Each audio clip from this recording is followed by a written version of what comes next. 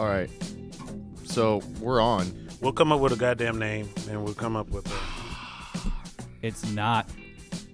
I think It's not the Four Horsemen. Because Welcome to the Four Horsemen. Not the name because All right, we're there. all married men. Yeah, There's we only are. 3 of us. There's a lot of problems with that name, and I feel like that's too generic of a name. Yeah, that's why I like the Also- Killer Threes. The Killer 3 is a little inside. I don't know why that's a little inside compared to other names of the possibilities. I'm okay with I don't know, a more off the wall kind of a name. More, but like I said, You want to like I go said, with Off the Wall? That's the name. Off the Wall. I think no, that's more of a. Hi, I'm Grant. By the way, I'm Grant. Oh, are we doing? Oh, we'll go. Are we doing real names? Hold on, Like, go. Hi, wait. my name's not Grant. Yeah. You're the guy in the center. I feel like you should actually start us Yeah, you. All right, yeah. so in let's- some way. So, So this is not Grant, and Not that's, Grant. and that's not Julian. hi. And I'm sure as shit not Greg. Yep. Right. All right. Now that you got that out the way, we're going to sit here and talk about the shit we always talk about, and that's some wrestling. And I'm gonna get this out of the way too. I feel like that this is gonna turn into. I'm just gonna make Julian try to convince me on why I need to start watching wrestling again. Oh, we the Three Birds. I The once Three had- Birds? I once We're had- the Three Birds. for Yeah. 6 The episodes. Fabulous Three Birds. Oh, that's not bad. That's look it up. Look it up. The Fabulous Three Birds. That actually, That's not bad. shit. Yeah, that's all right. Fuck, that came out of nowhere, like All right. just off the text. We're gonna. Nope. It's gonna be cool. So That instead is of what we are right now. We are the Right, sweet. Fabulous As Three of right Birds. now, we're the Fabulous Three Fabulous Birds. Three Birds. Heck yeah! So Confederate flag shirt No. on its way, guys. No. You ready? All right. All right. Do you want to do an actual introduction? Yeah, welcome to the Fabulous Three Birds. I'm not Grant. And I'm not Greg. And I am not Julian. Are you sure? No. Welcome back. We are the Fabulous Three Birds. I'm not Greg. I'm not Grant. I'm not Julian. He exists. He's does. alive.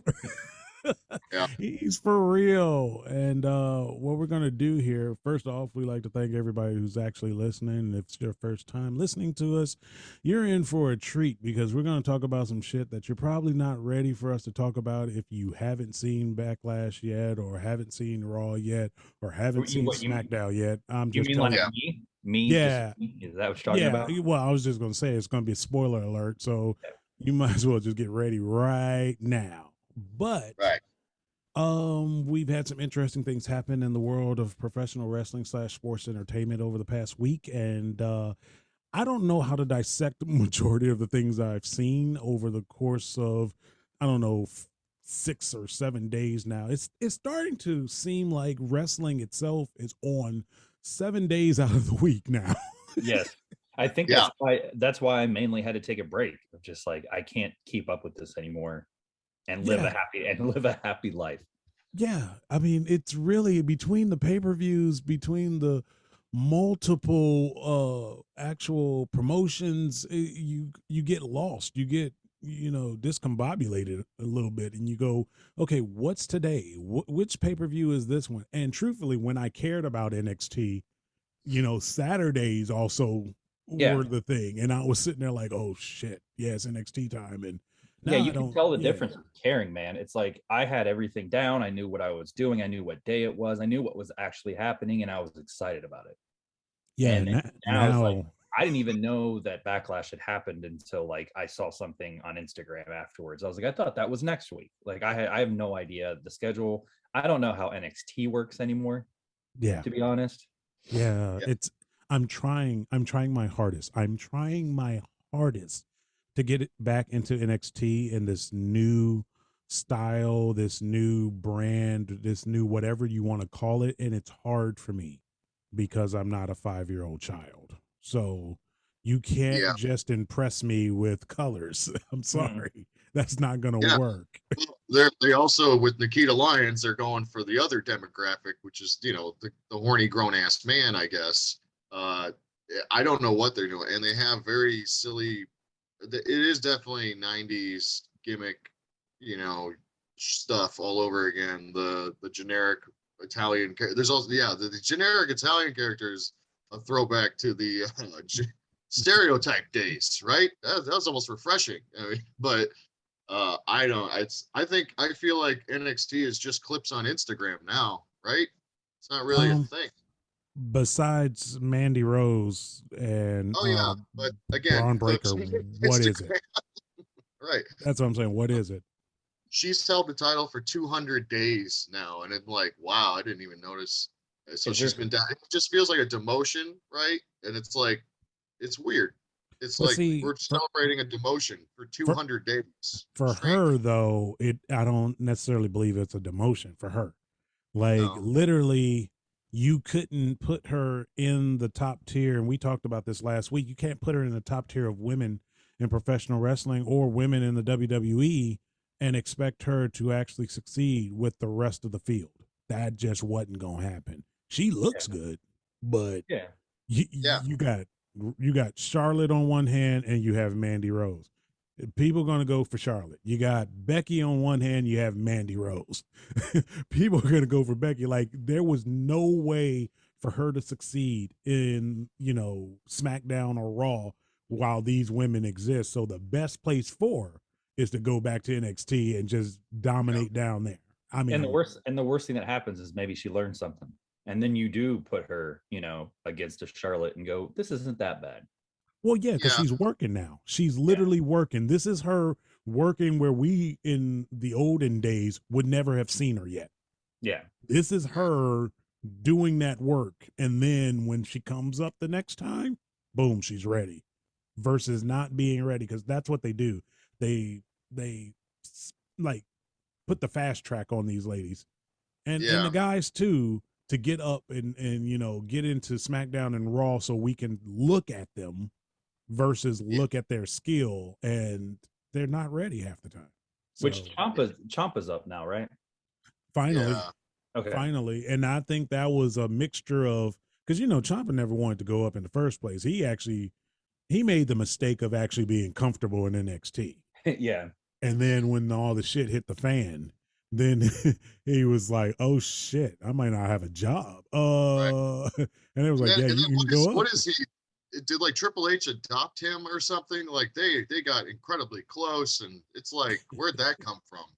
Like, I don't know. It's like, hey, you got a beard and you're bald. So do I. You're my dad now. Like, I don't understand their relationship at all. I mean, I get it. He got him up to NXT, but dude, it's like, it ain't like they came up in the territories together or something. Like, that's the hug. And I mean, go ahead. Hey, people can like each other. You can hug each other as men. But didn't Triple H have that relationship with Rick? Yeah, I guess. I mean, but that was more of a fanboy. I love you, Rick. You're my real dad. And Rick. Yeah, this is like that too, but with Triple H. Yeah, and this is the weird part though. Death and Ric Flair right now, so I don't know. Wow, it's true. I didn't share this, but there was a little video of Jay Lethal and Ric Flair working out in a ring. Did you see this? Yeah. Amazing. Like, honestly, it was, if you want to know fundamentals, like I saw the comments and some people picked up on it because they did say fundamental. Like Flair himself said fundamentals because he did all the fundamental bumps and little spots and things like that. And it really is a good lesson. His punches are great. He's like, what, 75 years old or something? Right. I mean, besides the speed of it, truthfully, besides the speed of it, it is a good practice and fundamental training session between two professional wrestlers. Just one person's speed is on super slow while the other person's speed is on normal. And that, other than that, like you said, the punching, the bump itself, which when he actually took the bump itself was good. I mean, the slap was good. The selling of the slap was good. Like everything, it is the stuff that folks are supposed to be doing anyway, when they're not on TV, when they're in between house shows, they're supposed to be actually perfecting their craft. So I commend them for doing it, and I commend Jay Lethal for doing it. But it's hard to tell that to some fly-by-night indie guy who's just like, I've been doing that for years out of the back of the gym here, and blah blah blah. I got 6 people, and my grandma came to see me, and I know what I'm doing because I have barbed wire. I know how to go to the pawn store. I have barbed wire, and I lock myself in refrigerators and such. So I know exactly what I'm doing. Intergender death match last weekend, and it was great. Yeah, Every intergender death match. everything's a fucking death match. Everything is a fucking last man standing match. Everything's a fucking, falls count everywhere match. Like it's good that they got the bug in them to want to do it, because to some degree we all have a bug, if to watch it or to do it or whatever. I get it. It's great for that, but I mean, you're not really telling a story, and it's this goddamn spot show. And truthfully, the only time I want to see spot shows is when I'm sitting here looking at two retired great wrestlers. Give me the spots and then get out, because I don't want to see you do 20 minutes. I want to see you do the hits and then get out, and then we're all good. Everybody's happy. But when you're young and you're doing some of the stuff that I saw on AEW the other day, I'm just like, okay, Darby Allin, amazing, but why the fuck did you jump out the ring off of a fucking ladder onto Jeff Hardy, other than to say, oh, I jumped onto Jeff Hardy off of a fucking ladder? I think that's what it was. I saw that clip and just went like, well, it's Jeff Hardy. What else am I supposed to do? Like, yeah. No, the match was insane. I'm glad you brought it up, because I did want to touch on that. That Jeff Hardy, how bad Jeff Hardy is now. How there is a difference. The big difference with his swanton, I didn't realize that there's a difference. They have different ropes. They have cables versus actual ropes. So AEW and WWE have different ropes. So he's actually sinking in a little bit more on that, and then he's apparently just stiffing people with it. And the word backstage is that he's like, "Yeah, I just land on you now," and it's like, no. Before it wasn't like that. Yeah. Ribs. You can break ribs. Like he used to be able to roll with it. Honestly, that's like, because Finn Balor, like when he does the coup de grace, he's rocking back. Like he has the center of gravity going back. That's kind of a magic trick. I love that finisher. Mm-hmm. But if you don't if that's like him saying, nah, I'm just going to go straight down. Yeah, I'm going to follow you. You're going to die today. Yeah. I'm going to follow you. It's crazy. It's like, so Jeff Hardy would roll forward and that loses the weight there. He can't get his drug hips over his body anymore. So like he's killing people, and he apparently tried to just kill himself in the ring. Yeah, well, or outside of the ring, onto the side of the stairs. I don't even know. Like, yeah, I think, I mean, you're touching several things here. I'm touching several things. I don't know where to start, but no, seriously, he is literally falling on people and just saying, take it. And I mean, as a professional, I'd have been like, fuck you. I'm not just going to lay there. Yeah. I'm not going to lay there and just take that. So that's one part. I can't believe he got booked against Bobby Fish at all, that he even got put in the Owen Hart thing. So it just kind of told me, I like the concept of the tournament on both sides, the female and the male side. I just feel like, I don't know who's in it right now. I don't see a clear bracket. I'm not seeing bracketology about this. And I don't understand why Jeff Hardy was ever in it to begin with. Bobby Fish and Kyle O'Reilly should have been maybe the finals or something. Right. Like something, What is the prize of the Owen Hart tournament? I think Kyle O'Reilly's going to win. No, but like, what do you get? Like, what do you get? Do you get a belt? Okay. Just the name. You just get the name recognition. Honestly, I think it's going to be their King of the Ring, and that's totally freaking fine. That's cool. Make it the King of the Ring, basically, for them. Every year. That'd be nice. Yeah, but but if it's the King of the Ring, like, you would have to sit there and make it something like a guaranteed shot at something. Like, I think they should give Slammies to whoever wins. I mean, that'd be awesome. Why would that be awesome? Like, doesn't Martha Hart have that's her name, right? I bet she has the Slammies. Give the winner the Slammies and just dare Vince to sue you. Dare him. Well, see, and a lot of people don't.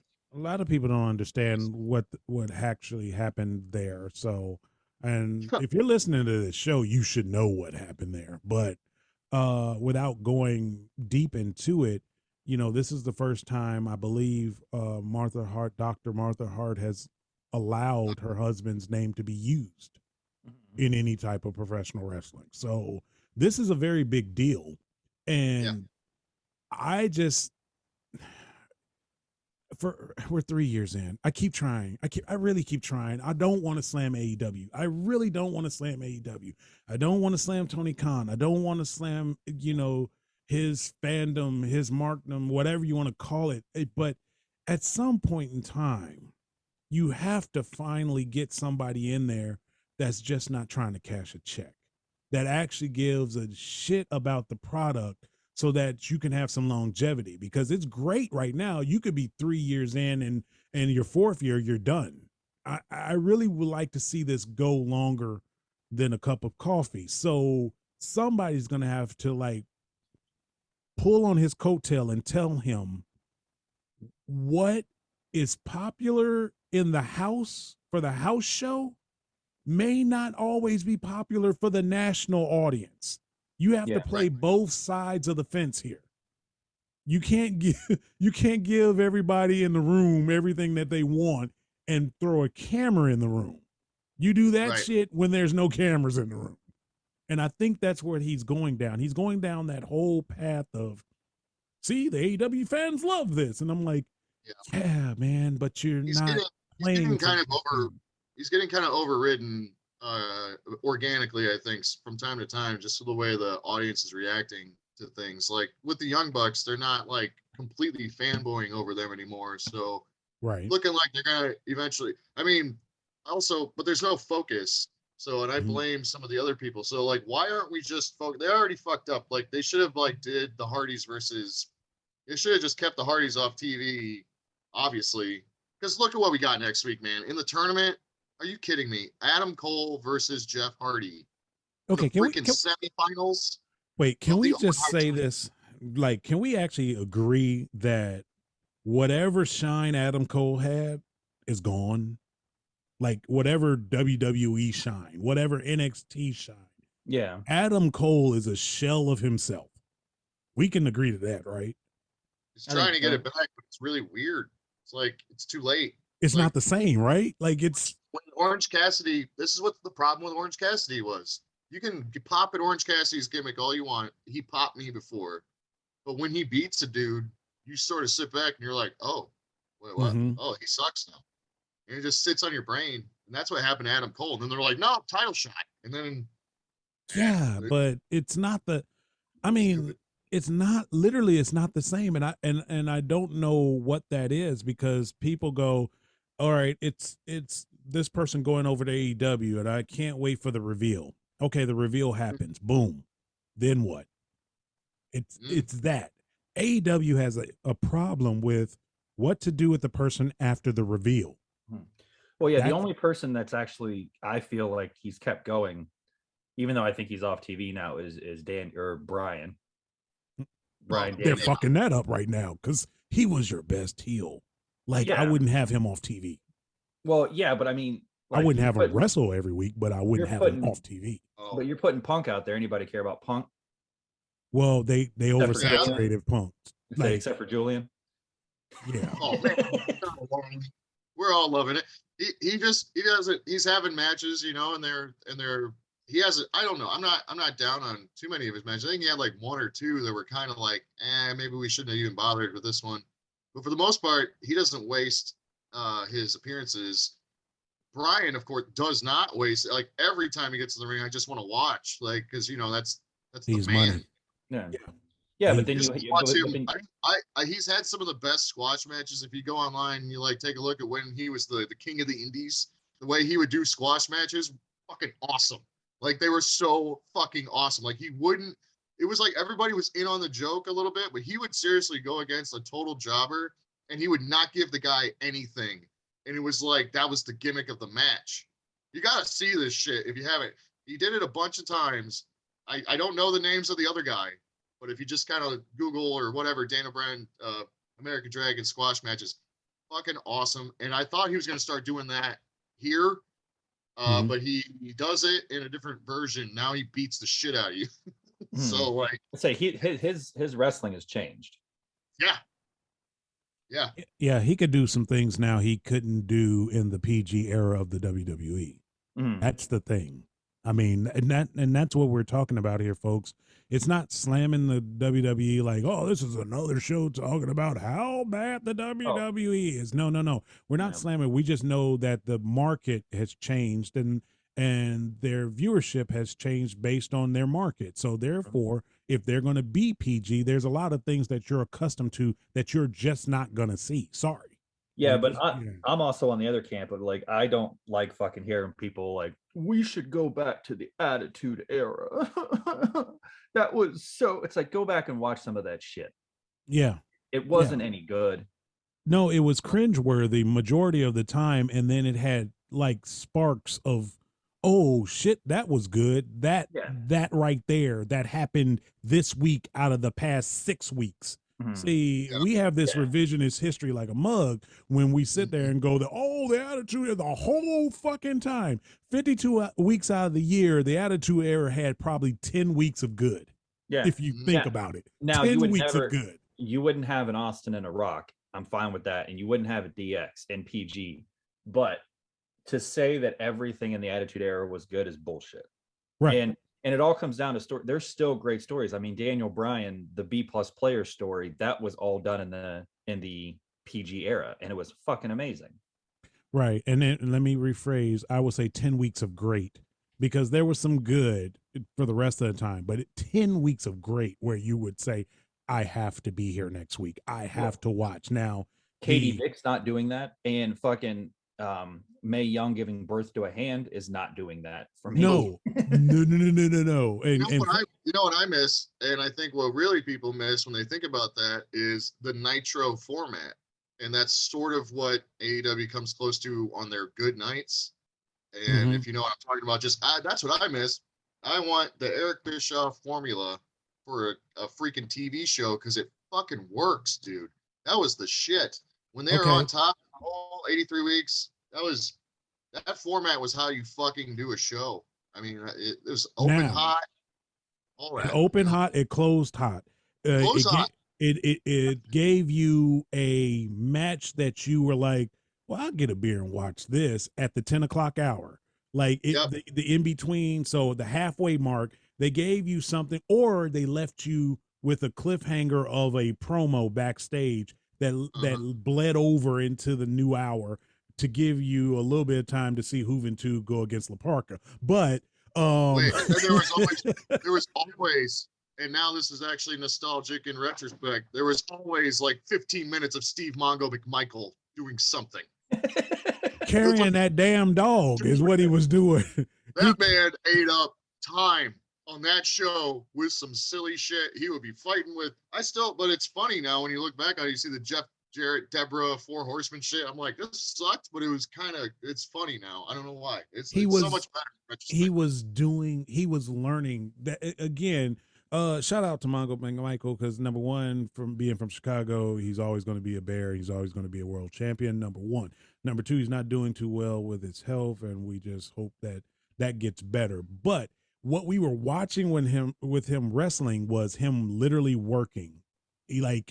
We were watching his rookie year on live television. Yeah. That's just shit you don't do. I mean, even Goldberg got time to train before he showed up. Exactly. Yeah. That's what I'm saying. Like, Mongo was literally on camera learning how to do this shit. And then on top of it, they put him in the greatest faction at the time to ever exist. On top of that, it's like wanted to drink with him, because they wanted to hang out and drink with Steve. That's the real that's the reason. And it's like, if you hear him, not anymore, because he is in the fight for his life, and it's probably not going to get better because he's not cured. But he's always on the radio locally around here. He was just you just pop, just call into the ESPN or whatever, the Score. And just hilarious, man. Just so awesome. So, anyway, definitely. He's gotten that all of it's gotten, everything has a shine on it from that era for me now. It's even more, because it's like they were doing even this dumb shit. Even the bad stuff still had merit. It was weird. Well, I don't know. that's the thing. Just a brief segue because the NBA playoffs are happening right now. That's the thing I'm going to love to see in 20 years. The folks of this generation, and talking about the NBA, how it is probably the greatest generation of NBA, they're going to look back and go, "Oh shit, there it wasn't that much great. We Yeah. had some shine on some shit that we just was like, oh, I guess, because Like, defense, Yeah, okay." bunch of guys that don't show up. Yeah. If I wanted to watch WNBA, I watch WNBA. NBA sucks. Jesus. Okay, ladies and gentlemen, this has been all this has been all Julian. I mean, we, yeah, he's we been didn't gone discuss for- any of this yeah. before the show. yeah, he's been gone for a while. He fucking came back, didn't he? Yeah, he was like, "So I'm not real, huh? Some bitch." Some bitch. I'll show you how real I am. All right. So but no, going back to AEW, Tony just he really needs to get a hold on his program so that it okay. Here's an example. The baddies, right? I love the faction. I love the fact that your girl Jade is the head of the baddies. But find out who's the talker in the group. Yeah. Make them the talker of the group. That type of stuff. It's the little things. I mean, we're like rip off Roman right now. Just like Jade doesn't need to talk.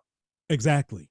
She look at her. Look what she has. Like she doesn't need to talk, so the other ones can talk for her. Yeah. Yeah. She could just be her outfits are so crazy, man. She just looks like a statue, like a cosplay statue thing. Like, I don't know, man. She looks crazy. She has cool outfits when she came out in the Storm thing and like the Jade, whatever, Mortal Kombat thing, all that stuff. Like, she's a visual. That's all she is, really. Is a visual piece. She's sick, bro. She's like sick. I'm telling you, she could literally come out and say, "Acknowledge me," and get away with it. Yeah. Yeah. I mean, who's the women's champ right now? Is it Thunder Rosa? Thunder Rosa. Yep. Okay. And she's about to go against Serena Deeb at the pay-per-view. Okay, but they're gonna run with Thunder Rosa, I would think, for a while, right? Yes. That's probably where they're going. But because also Thunder Rosa. Here's the thing: where's the money? Is the money in Dr. Britt Baker? Because then Thunder Rosa loses it again. Well, she'll lose it to Britt Baker, and then the money will be with Britt Baker. But if I think they're going the way I think they're going, Thunder Rosa is going to have it for a little bit. Yeah, she's money, and I think there are like no Latino champions in AEW or WWE aside from her, right? I believe. No, but I mean, I have a feeling that Raquel might be put in there, or whatever her name is now. What's her name? Well, I'm glad you said something about that because Backlash. Oh, okay. The women's champion, Charlotte Flair, lost. And now Ronda Rousey is the champ. And guess what? She's a fighting champ. Oh, is she? Yeah. Great. I'm so happy. I'm a fighting champion. So I'm going to issue right now an open challenge for anybody.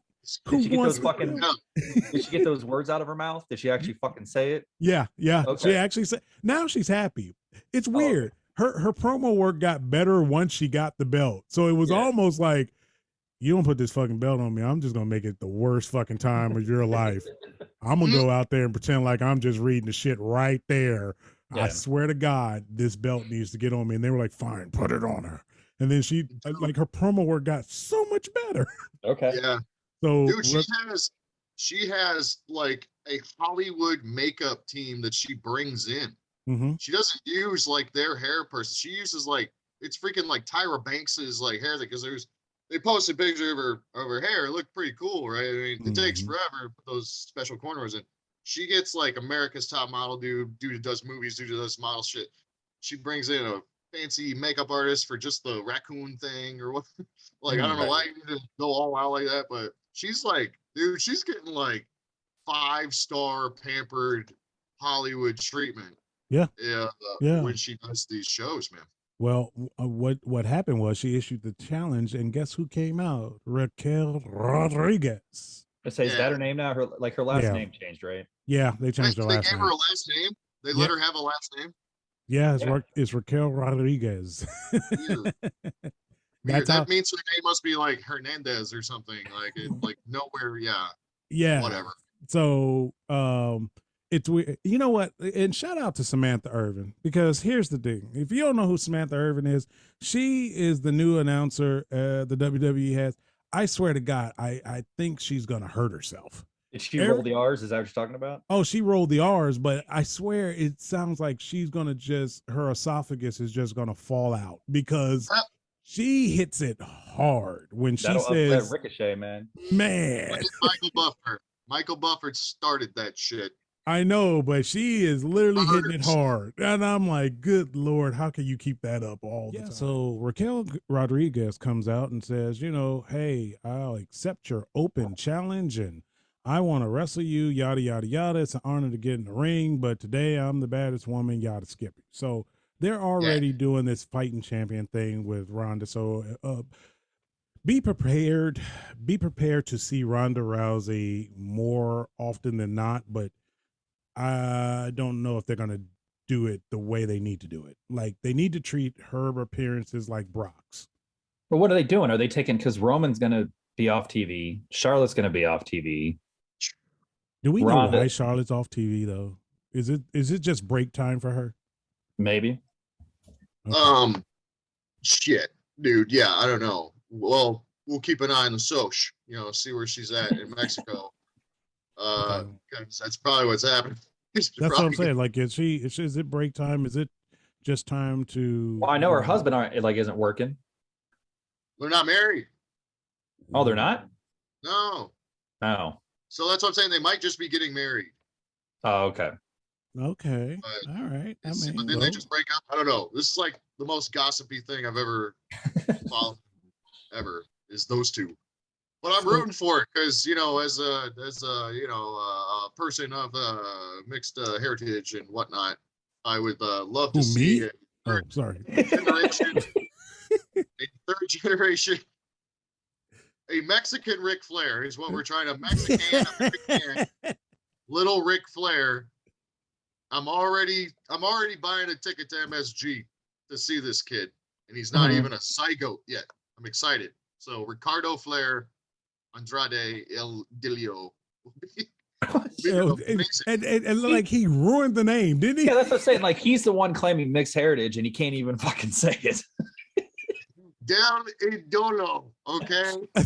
Del Toto. Listen to him. He's not even saying that right.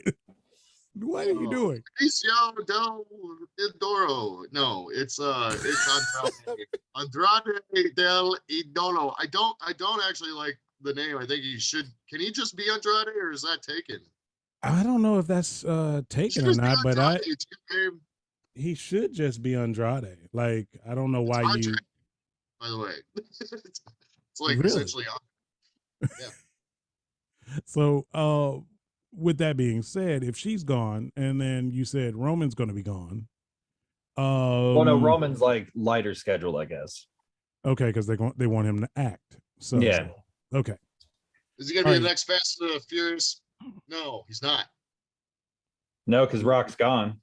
Yeah, he talks shit to Vin Diesel. Well, yeah. They got beef.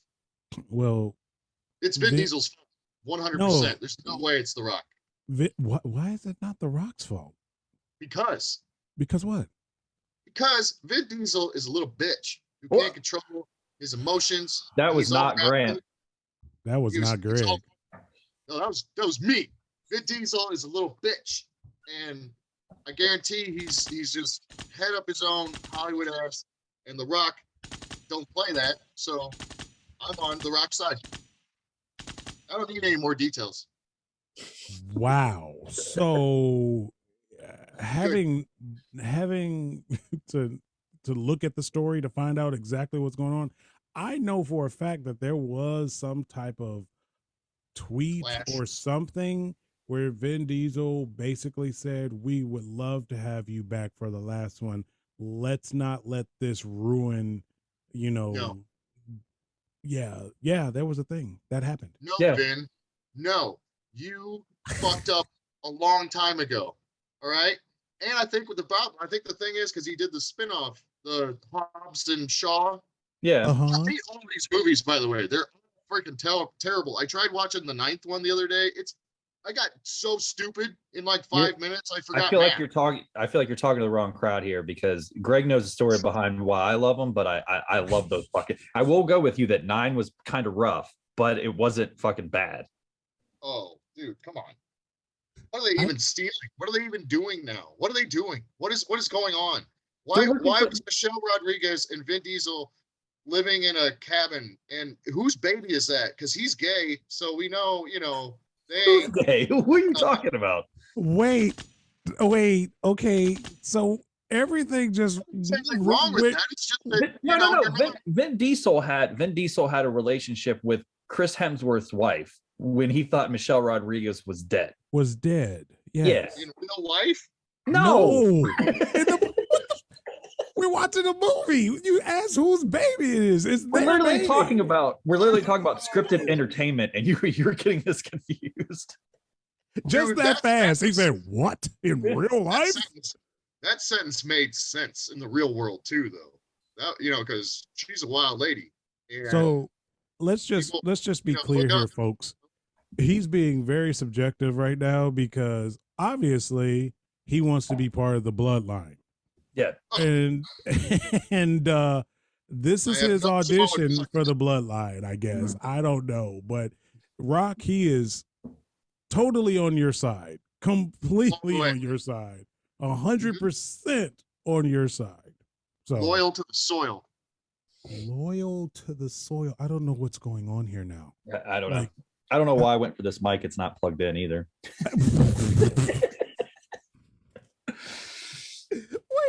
Wait, it's great because you're like all up on it. You're like, hey, I can't answer unless I come over here, but it doesn't do anything. So, okay. I'm completely lost. Where are we? We were talking about why Roman's gone. Yeah, we were talking about Roman being gone and what are they going to do. So, right. So that's why Vin Diesel's a bitch, because he's probably not in the new Fast and Furious movie, or maybe there's a new Hobbs and Shaw movie, but because he tried blocking The Rock, who you can't do. Anyway. Are you okay? I mean, seriously, are you okay? Is everything all right? Okay, who touched you? Where?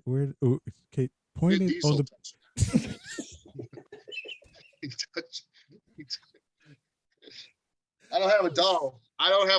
I was about to say, point to it on the doll here. All right. Well, so let's go back into what'll happen when Roman leaves and where he's leaving the company, what state he's leaving the promotion in when he does take his hiatus to do some acting or whatever.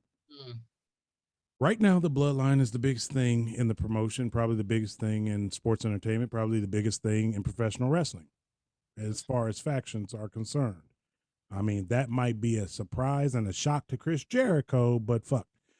The bloodline is the biggest thing in professional wrestling right now. If Roman leaves, how does the bloodline go on with just the Usos? Unless you bring somebody into the bloodline, which means it has to be somebody in the bloodline.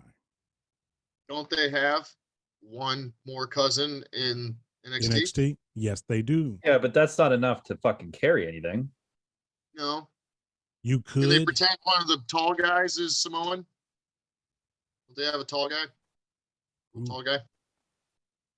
A tall Samoan guy? I don't know. Well, they have like 4 giant dudes, right?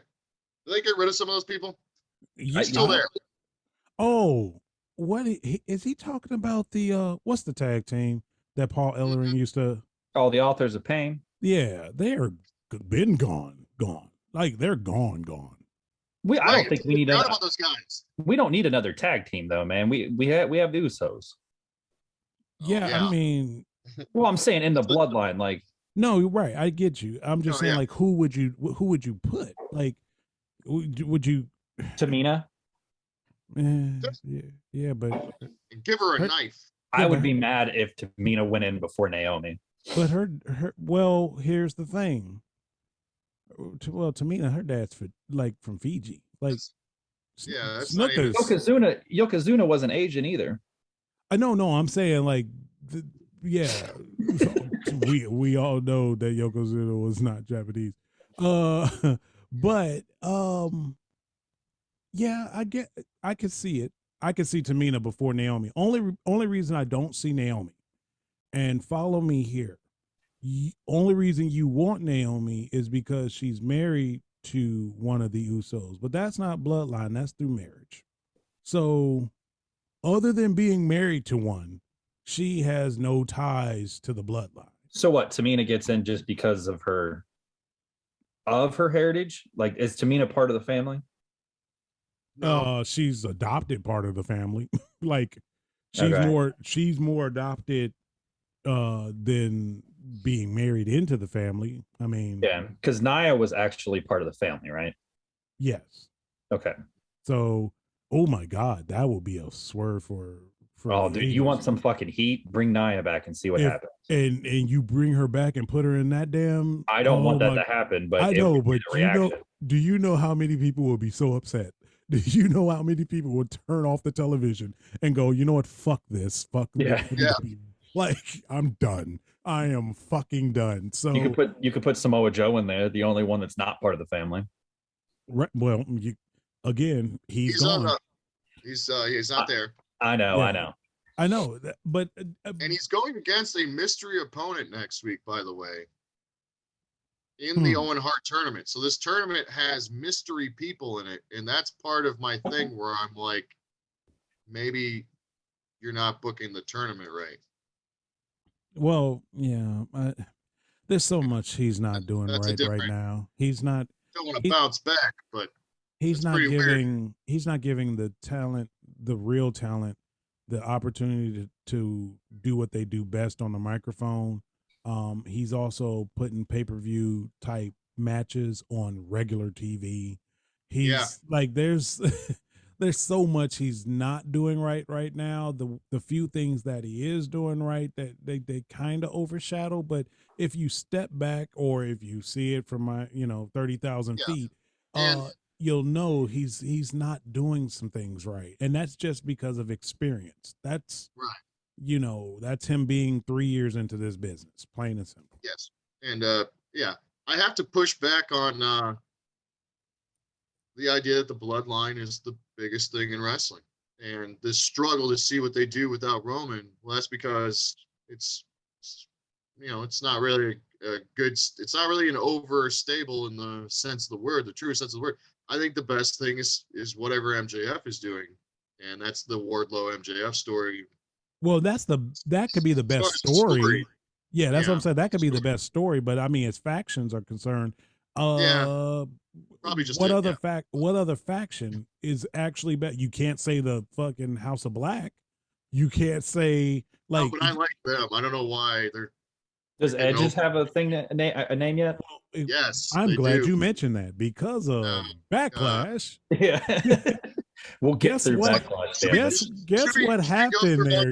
Yeah, guess what happened. Let's go over Backlash. We're gonna go for Backlash. I just want him to guess what happened at Backlash with Edge's faction there, Grant. So it's Edge and Damian, right? Mm-hmm. Didn't they add somebody? Yep. Just take a wild guess. Is it Liv? No. Was it a girl or was it a guy? It was a girl. Oh, was it Alexa? No. That would have been interesting. Wait, think about this long and hard. I thought you were going to get this like right off the bat. It's a girl. It's a girl. What girl could actually be believable to wrestle with men that's not Charlotte Flair? I don't fucking know. Wait, the silence. Look at him. Folks, if you could see him right now, he's sitting there racking his brain. It's like it's play the feud. That can wrestle with men. I can't let him do this anymore. It was Nia Jax. She came out. This has all been a swerve, Grant. No, it was not. She came out. She worked the mic. Her and Edge stared at each other. And she said, "Acknowledge me." No. Shayna is the one that I would think of. Or Rhea. There you go. Okay. Shayna Baszler would have been a good choice. Shayna Baszler would have been. She would have been a good choice too. So Rhea's in his little thing now. What's it called? Judgment Day. Oh, they just recycling old pay-per-views at this point. So it's all the. So we're going with all the dark characters now. I was about to say, Edge is now the leader of Halloween Havoc. Yeah. You know? But you know what? I'll see where that goes because I'm not upset because at least they're giving Rhea an identity. Exactly. Yeah, but it's so stupid. I just hate it. They do let's go over Backlash and. Yeah. All right, so go over Backlash. Where are we going to start? Backlash started with who? RK Bro, and who'd they start with? No, it started with Cody and Seth. Oh yeah. So good. Okay, next. Okay. All right. I don't know what to do now. All right, go ahead. So this is Cody Seth 2. We saw them at WrestleMania have their first match. It was actually a very good match. So Cody didn't disappoint. Seth does what Seth does. So it was interesting to see how this was going to actually take place. So again, they go into what they do best. I don't know who's calling this match. I don't know if it's Seth. I don't know if it's Cody, but they might be just working together and just say, hey, watch out for this, watch out for that. Here comes this, whatever. They work well together. I can say that. I can at least say that this wasn't the pairing that you go, oh shit, never put these two together again. But I thought Kenny Omega was way better than Seth, and Will Ospreay was way better than Seth. Well, people say things when they're mad, like, fuck Vin Diesel. Time heals all wounds. I'm just going to tell you that right now. So, but yeah, they had this great match. Cody wins. I don't like the finish. I don't know if you like the finish there, Julian, or not, but well, it was just a roll up with a lot of ass. Right? Okay, so here's the thing. What do you think? What do you think Cody is? Yeah, what do you think Cody is? Is Cody a face or a heel? Cody held Seth's tights. Yes, is Cody a face or a heel? But Seth did it to him. Well, first. yeah, we were going to get there. Is he a face or a heel though? I would think that Cody's a face right now. Okay, so he's a face. So what happened was, Grant, Seth did the roll up. So there was a couple of spots where Seth did the roll up and then he grabbed the tights and you thought, oh, this is how they do it. They're going to do it this way. And then Cody reversed it, rolled them up, and then he grabbed the tights and got the 1, 2, 3. And it was more of you did it to me. Haha, I got you with that. But Seth is in a weird... he was pulling his pants off. He was like, I'm going to get a lot of butt in this shot. He was like doing it on purpose. It's crazy. Seth is in a weird spot Seth is in a weird spot where, is Seth a face? Is Seth a face right now? No, I think Seth's still a heel. Yeah, but in the crowd's getting behind him, it seems like. Yeah, but they get behind him like they get behind, circus animals, and you like the lions when they come out of the cage and shit. Like they're behind him. I got barbed wire. I'm just saying they're behind. They like what he's doing, but I think they still recognize him as a heel. Like they will boo him if necessary. So Cody posted a picture for he does his social media very different. He feels like he's a separate entity from WWE a little bit. Like he's still doing. He hasn't changed. His own self promotion, right? So like he actually he posted pictures of himself doing promos for Money in the Bank, which is not the next pay-per-view. But I do think that that's going to be the route that they take, is he's going to win Money in the Bank, and then maybe and he's a perfect person to have the suitcase. Well, are they breaking these? And this could be where we're getting to. Are they breaking these belts up? Is there one championship belt, or are we getting the world back? As of right now, I think they'll be going with a unified belt of some sort. One belt. So Roman has the belt. Yes. There is no belt for each show anymore. Currently, no. Okay, so like I don't know if that's the best route then, because they can't have Cody go after Roman. But here's where we're going with this, because Julian alluded to this, and if you just walk with me here down this long hallway, it's kind of dark, and I promise I won't touch you. It sounds like Vin Diesel will touch Julian though. Yeah, Vin Diesel will definitely touch Julian. But if you take this walk with me, here's where we can go with this, because he just mentioned something that I don't think a lot of people were thinking about. Maybe a bunch of people were thinking about, and it was just me. Money in the Bank. If he gets that briefcase, you could have Roman and the Bloodline do all their stuff and do their thing, and you can anticipate The Rock, and you can do whatever. And truthfully, at the end of the night, if you were to get The Rock and Roman, and Cody does a fucking Seth Rollins type deal, oh my God.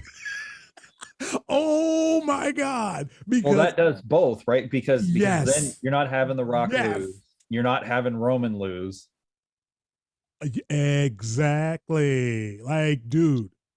Cool. That's like a fucking way. So we got all this TV to do, it's like exactly. But if it culminates there, the fucking place will come unglued, because you saw it happen before. If that's MSG.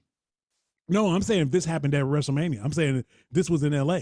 If this was in LA and you actually got Rock Roman, and you're not going to put it on The Rock, but this will be the way to get it off of Roman.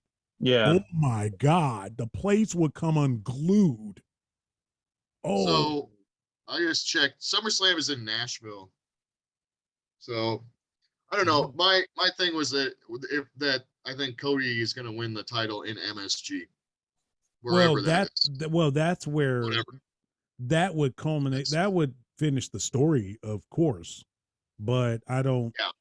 I'm just thinking if you had that Roman, Brock, Seth moment again with Roman, Rock, Cody, if you recreated that moment, because wrestling recreates those moments all the time in different time eras and time periods, different eras, whatever. It's all recycled. If you recreated that moment, it's the perfect way to put a belt on Cody, take a belt off Roman, save Roman's face, save Rock's face, and then go, fuck, this is how we get it on Cody. Because, Grant, you said it. How do you get it on Cody? How do you get on Cody? And then who is The Rock, or not The Rock? Who's Roman eventually going to lose to? After he ran through all these people. It would have to be Cody, and that's the way he loses to Cody.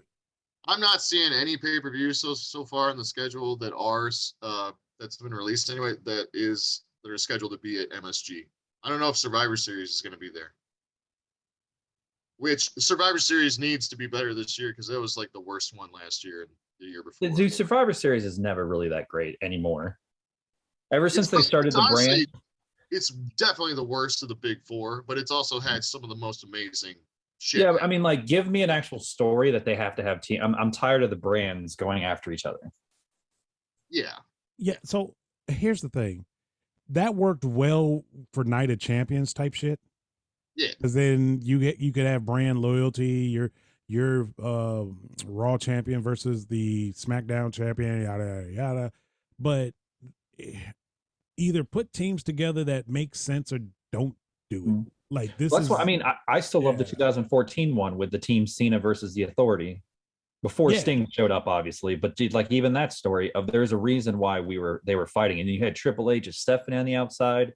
Like, give me that story. Don't just be like, oh, everybody's on best or like everybody's best friends because you're on Team Blue. When you know they're not, like, Yeah. or do it like the old school way where you would sit there and put teams together and they might not be best friends, but they had a common enemy. But Mhm. then somewhere in defeating the common enemy, they don't become best friends anymore. You know, like Yeah. it give it to us in a way we can accept it versus, oh yeah, we're just gonna stick John Cena here with Kane and like, wait, what? Stop. Yeah. No, But, like but there was something on either side too, where like if Cena lost, he was fired. If Cena won, then the Authority was gone. right. Right. And then you had that moment, and then even on top of that, Sting shows up. Like, it was a great match, the men's Survivor Series match. I kind of sorry for all you Sting fans out there. Don't do it, Greg. Whatever you're about to say. What's about to come out of your mouth? I'm going to say it here. I kind of wish Sting never went to the WWE for that brief time.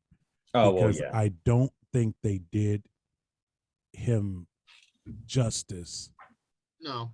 for what he is to the business. Now, It's okay. nobody Triple H paid the price, didn't he? yeah.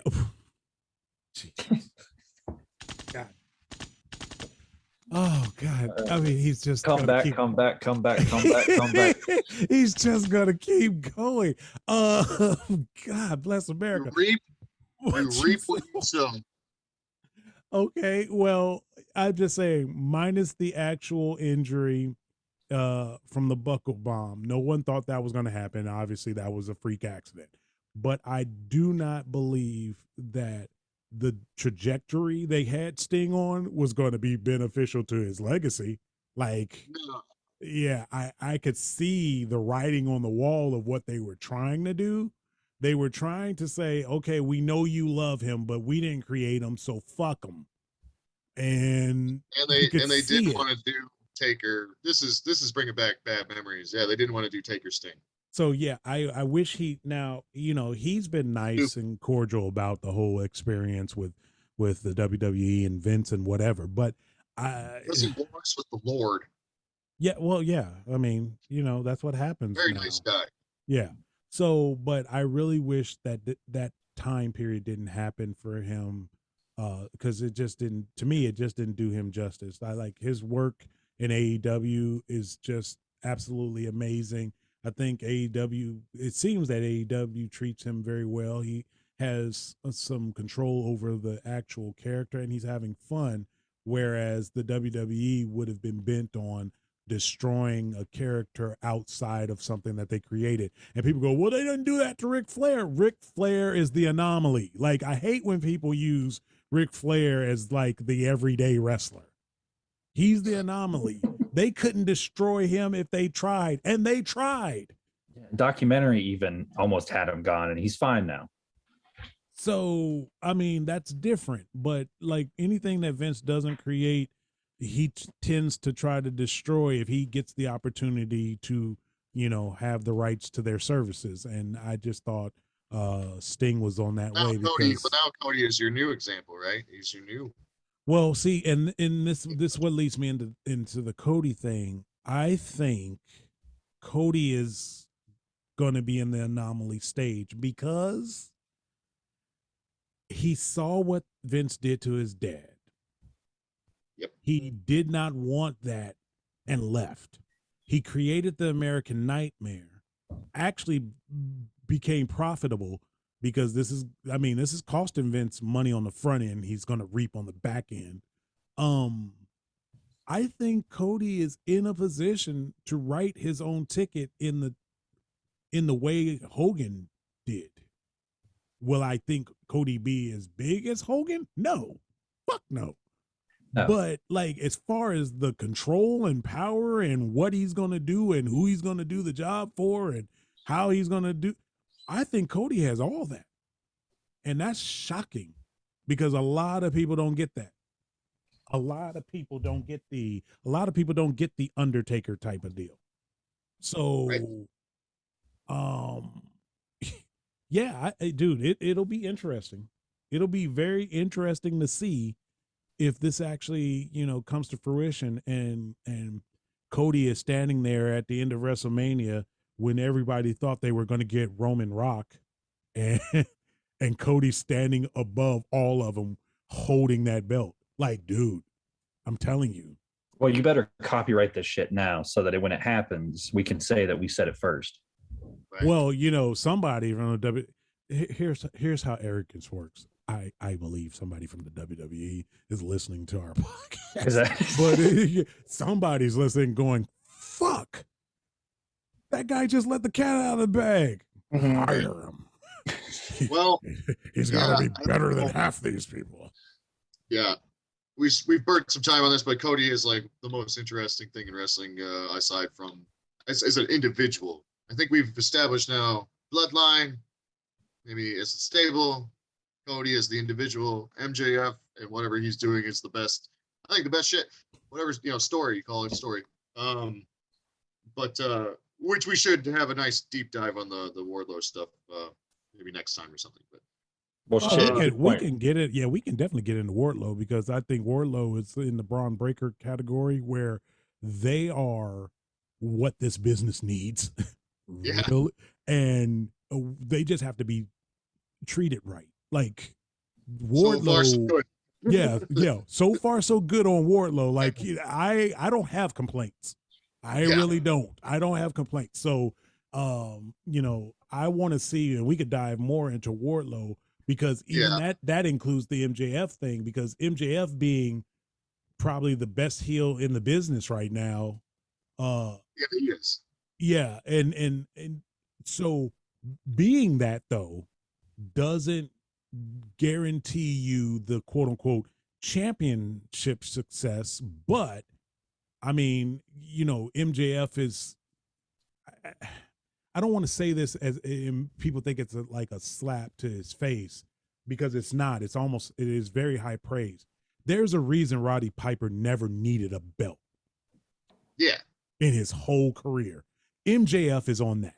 I want to see him have a belt, though, but he's on that path where he could never have a belt, and he'll be fine. He'll be a Hall of Famer, hands down, no problem. You wouldn't even think twice.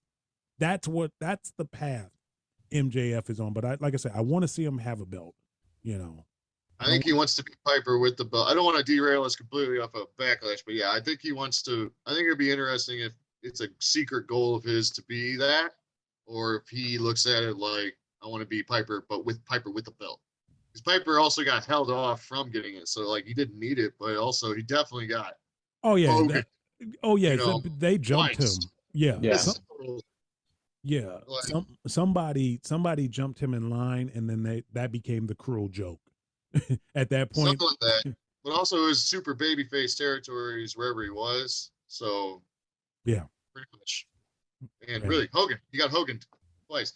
But so the next thing on Backlash was, and this is where we get into one of my favorite things to complain about, is Edge and AJ Styles. Okay. Edge versus AJ Styles in Blood. Again? That happened again? Yeah. They had a match. Yeah, they had a match. I like the finishing move, if that's his new move. Mm-hmm. Is that Edge's like new move? He got a submission hold. Okay. It was okay to me. It's like it's really effective. It's like a shoot crossface, a crippling cross. It's like a shoot crippling crossface. Right. You get that arm out, and then you do the choke. And I mean, it's a choke, but it's a sleeper. I don't know how we define those in pro wrestling anymore, but it's a real move, and it is kind of sadistic. And so I like that if that's like his new finisher. But then after the match, Rhea Ripley, I don't know, there was a schmozzy thing. Damian Priest helped with whatever. Person in Black came out. Person in Black reveals themselves to be Rhea Ripley. And then they do the stupid stare at everything and stare at each other, long pauses. Here's the thing, though. On that, when she came out and did the thing, the crowd kind of was with it, like, okay, I think this is real, like, because the crowd kind of wants it. So she had a full black mask over her face, like complete, like, black mask or whatever, and the hood was up. So she's in the ring.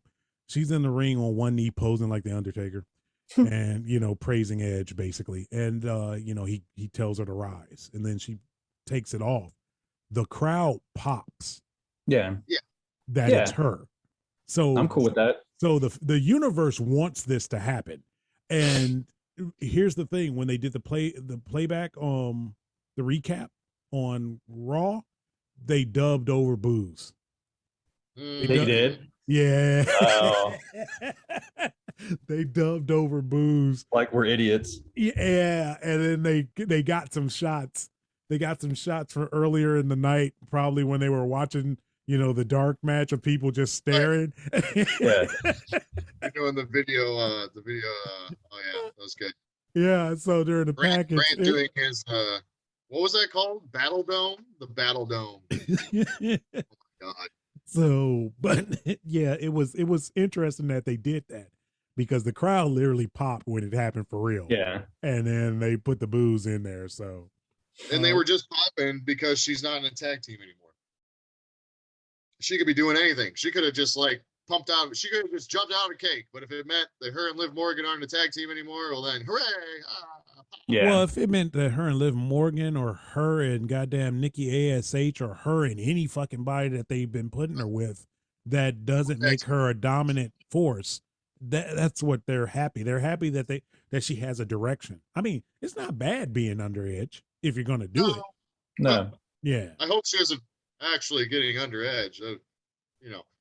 That'd be weird. God damn it. Okay, so this episode is done because after all the things Julian said today. Well, oh my God. I think the faction is fucking stupid. I think Edge is doing another stupid thing. I just don't. He did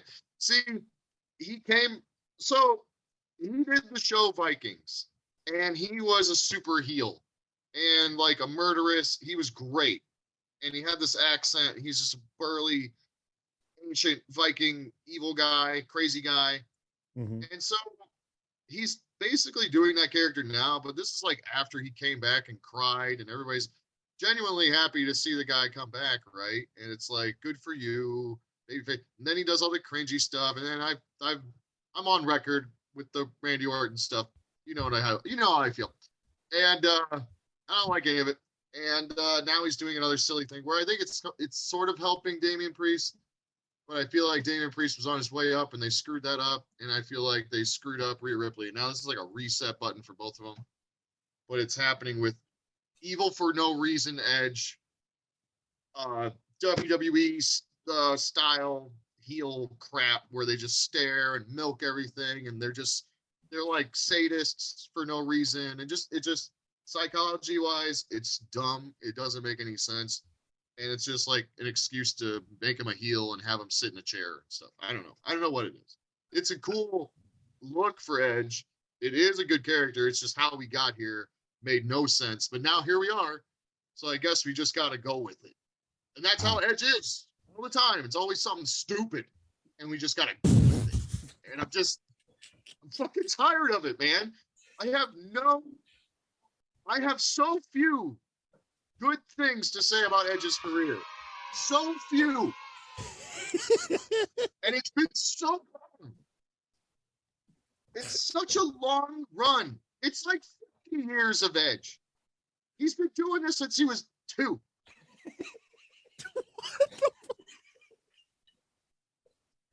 The guy, I've never wanted to see a guy who did break his neck, who came back. I've never wanted to see a guy who broke his neck and come back, retire more in my life. I would be fine if he just retired again now. All right, so I guess I think Adam Copeland is a good guy. I think he's a talented actor. I think you should just go do that. If we were doing YouTube for this episode, this would be the slate where it says, "Please stand by," Yeah. and we just come back. Did you fast forward this part, Julian? Is this what you're talking about? This is part of the fast forwarding. Pretty much didn't like the rest of the pay per view too much. I did watch the Ronda Rousey Charlotte match, and it was what it was. I don't know how to evaluate it. Honestly, I'm a little baffled by it. I don't. It was bad, and it was all right, and it did a thing. And I don't know. It was the reason Becky was thrown into the WrestleMania match. Yeah. It was the reason. I think no matter how good Charlotte is and how she can bring someone up, yeah, I think Ronda is still such a rookie that you're going to see this for a while, and there's nothing you could do about it. Through the experience, it'll get better, but there's nothing you could do about it. She looks like a rookie in there with a veteran. I think they're very happy with the still photos. I think that she poses for things, and she does make good still photos, and they post that stuff, and they're like, "Here's Ronda Rousey wrestling," and it's like they are doing some Paul Heyman level ass covering and smoke and mirrors with her on promotion, and all those packages, and everything they make and everything, they make her look like $1 million. Right. So they're doing everything right on that. It's just they're getting her in the. They need to get her in the. It's weird. They got to get her in the ring a lot to get her better. So maybe this is what it is with the open challenge and all that stuff. But like she had the double kendo stick thing. I mean, she just had these she's definitely pausing for a camera to click. It's like, there was a lot of that all throughout the match. And then the spots were spots. The match wasn't bad. I'd like to finish all that stuff. I mean, it wasn't, thumbs in the middle or something. It's just like I said, I'm confused how to evaluate that shit because she's clearly not that great, but she's pulling off stuff. So you want to grade on a curve, I guess. It's weird because it's got Charlotte Flair in there. It's like, the thing is, you got to grade on the curve, and the curve being, I got to wait another year and a half minimum of her wrestling regularly before I could sit there and go, "Oh, she's good," or "Oh, she sucks." Like I won't be able to grade her yet because I know for a fact it's just new, and she's been off longer than she was on. So like it's like, okay, we're back to square one again. I'm sorry. I just they're putting you in there with Charlotte for a reason, but Jesus Christ. I mean, that's just extra work for Charlotte at that point. It's high dollar. It's probably the most money they've ever. Like I said, she has a Hollywood team behind her to get her ready to just walk out to the ring, dude. I mean, this is like, wow. Like, they are spending bucks on this lady. And, like, she's amongst the highest paid wrestlers in the world, without a doubt. And when you get billions from Fox, you can do that type of thing. The problem is you have to make sure Fox gets their money's worth. Yeah. That you actually got to put the product on TV that warrants that type of damn money over the course of 4 or 5 years. So right now, I don't know if they're necessarily doing that to the T every day or every week, but they're getting there. They're close. I think they're 1 or 2 pieces away from knocking it out of the park. Maybe it's listening to a veteran, or maybe it's changing directions with the writing team. I don't know.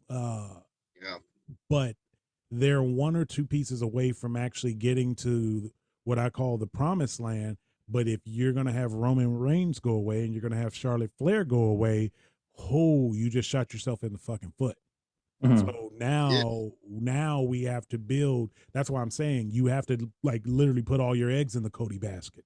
You have to sit there and put all your eggs into the Judgment Day and actually pray that Edge can get Rhea Ripley to a level in which she can take over for Charlotte, because the top tier women's division now is Sasha, returning Bailey, Bianca, Ronda. I mean, like, these are your tops, and Sasha's in a tag team. So I just gave you 3 other names.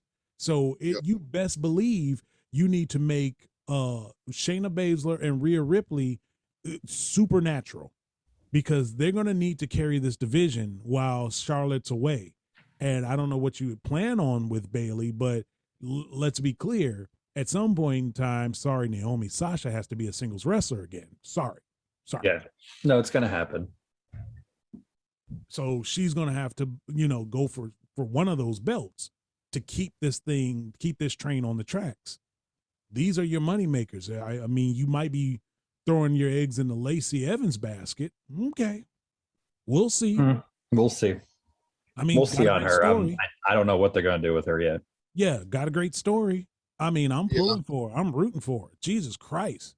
I mean, your story is like, listening to the little ghetto kid that grew up an orphan who got picked up by the local drug dealer and raised in the back of a van. The story is great.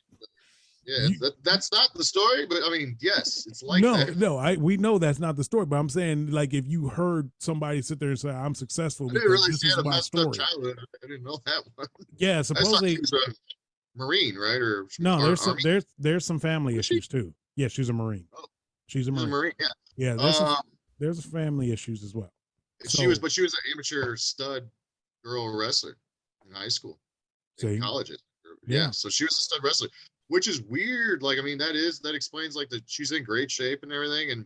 But they wanted to put, I don't know. I always liked that gimmick. I never really had a problem with her look, and that's her real accent, right? She's not faking, is she? Yeah, as far as I know, that's real. I think that's a real accent. I think that's what threw me. That's what threw me off, because Grant and I, we met her husband at an NXT event way back when she first started NXT, and the outfit, the ring attire, was more like your Scarlet Girl than than anything else. Yeah, we were like, so I was trying to figure out what her character was. I'm like, okay, is she like burlesque or what's the character? And he talked to us for like 5-10 minutes. And he was. I mean, they were working. It was one of those things of like, what can my wife do better? What do you guys think? Like, it was. He was asking all the fans of like, is she working? What does she need to change? Type thing. Yeah. So, I mean, she's got the story, and she's worked very hard, and to have two children and everything, to get back into shape and in a short amount of time to actually continue this wrestling career is commendable. But but they did something stupid, didn't they? They did something stupid before she left. They had her with Ric Flair because things are stupid. Stupid stuff happens all the stupid time. Is it stupid or? Okay. So what was the next match on Backlash? Probably sucked. Hold on. Let me see. No, I don't know. I mean, beyond that, I mean, then we just get to something, I don't know, don't care. And then the main event, which was like a Raw main event, a house show main event. Yeah. I mean, it really was a house show type main event, where you have the Bloodline against babyfaces. RK Mech Bro.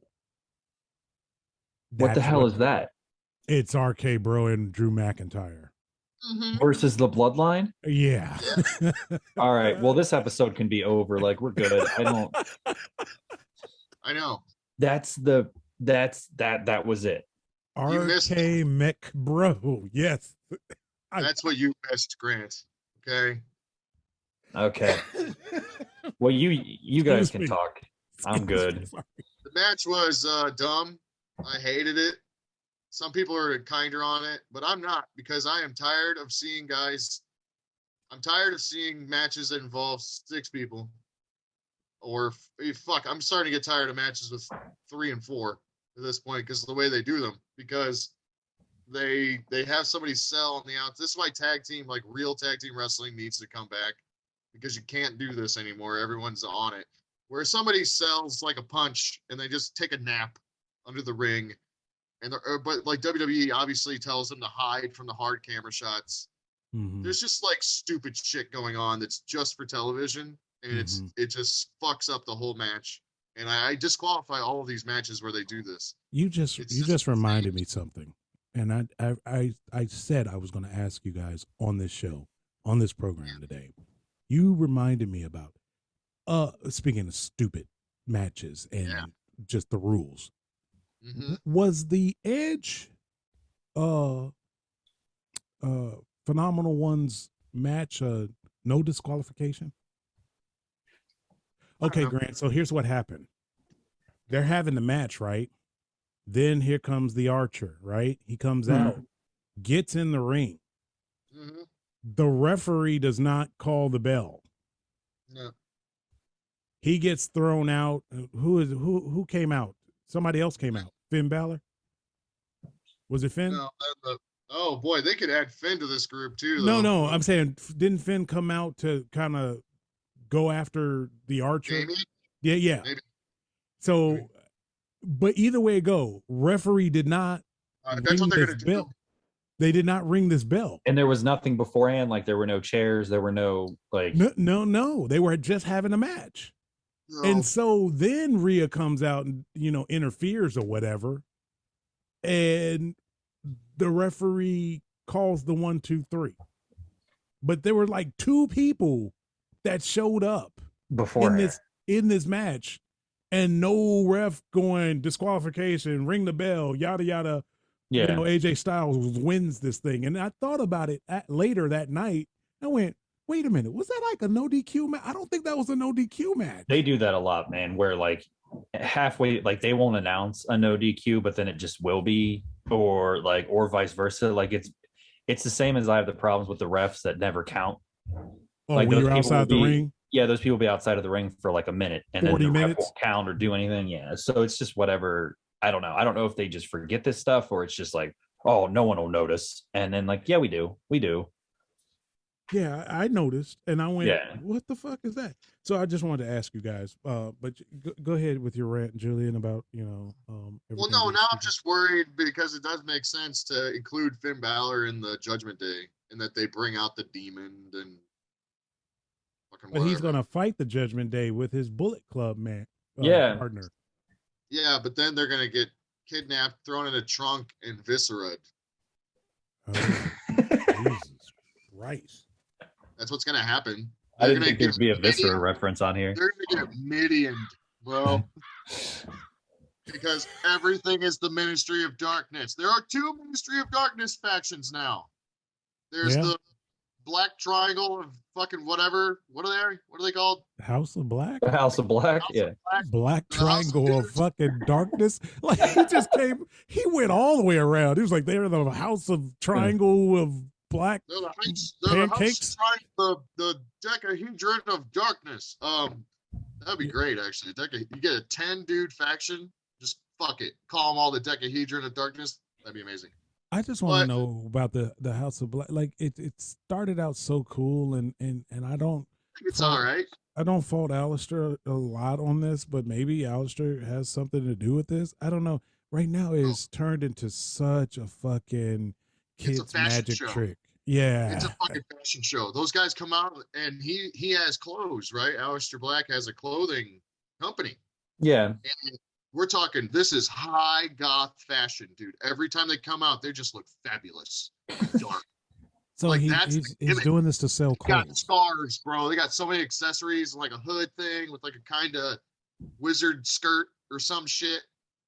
I don't know. I think Buddy Murphy, I always made fun of that guy because that dude, every day is chest day with that dude. He is like he has boobs. He has boobs. And that's all I could see of that guy. And now that he's got the cool scarf and the shit, he's covering up his boobs. I can take that man seriously now. But like he's like, fuck it, I'm gonna be wet hair guy now. So he's got wet hair, and he just comes out. He is a stud. He's pretty good. But man, I can respect Buddy Murphy now because I'm not thinking about his boobs so much as I am his scarf and how cool his wet hair looks. Yeah, the other guy, I don't know who that guy is. Yeah, but I would like to see them, like, I don't know, wrestle, or I don't know, like make people disappear or something. Like you started this magic trick and then it's just like, what do you guys do? My superpower is I get turn Julia Hart. They're gonna make Julia Hart evil. They poked her eye, or they like fucked up her eye. Yeah. So they have like a weird predator prey thing with Julia Hart right now. It's kind of weird. It's kind of a little uncomfortable.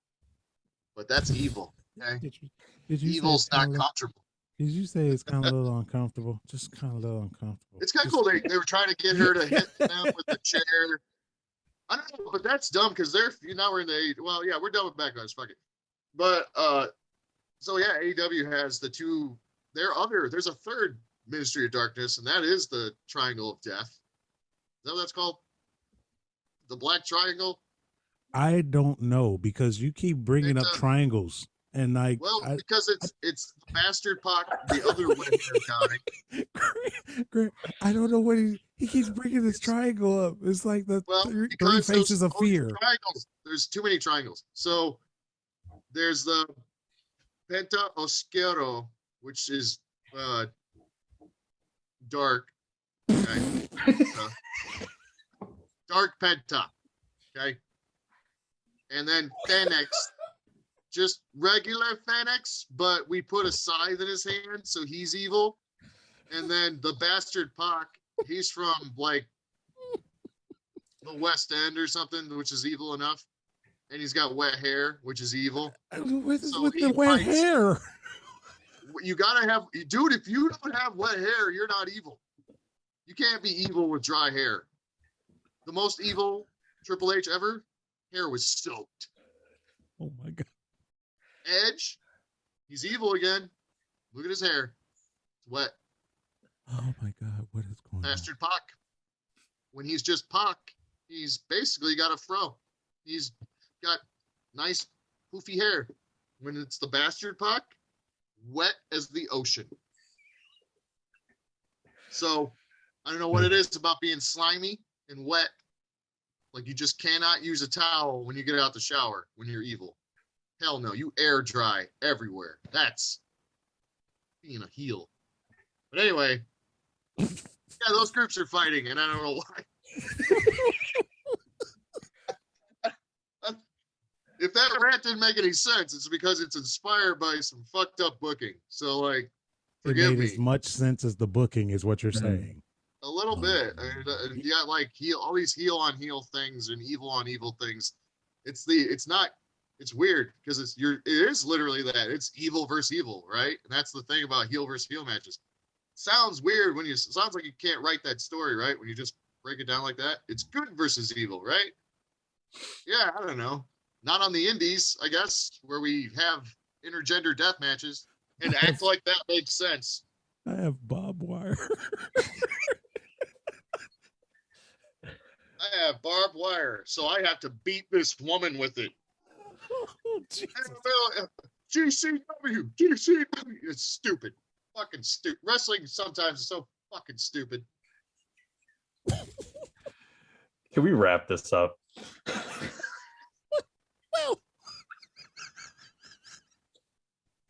I mean, Jesus. Okay. All right. If you don't know what you just heard, it was Julian basically saying that yes, he exists and he's here. And if you like that, just come back next time. Come back, because we got more of it. Oh, I got more. I got more to say. Yeah, and subscribe when you get a chance. I don't know what's going on. The shit went off the rails. We're the fabulous Freebirds. Yeah. Just subscribe. And speaking of which, before we go, we got a new picture. Oh, yeah. We got a new profile picture, so definitely go check that out. Yeah. That profile picture is off the chain. That profile picture is amazing. It wraps it up. It basically declares us the fabulous Three Birds. I don't care what else is going on, but that profile picture just sums it up. So go check Twitter, go check Instagram, go check what's the other one? Shit. Pinterest. Really? Go check Spotify and Apple and all the others. Yeah, Space. Did we do the MySpace? I hope not. Who's on MySpace right now? Julian. I think everyone still has an account. You just can't. Nobody remembers. Yeah, I was about to say I don't remember my actual password for that. But anyway, go check it out. Go subscribe. We're the Fabulous Three Birds. We'll see you next week.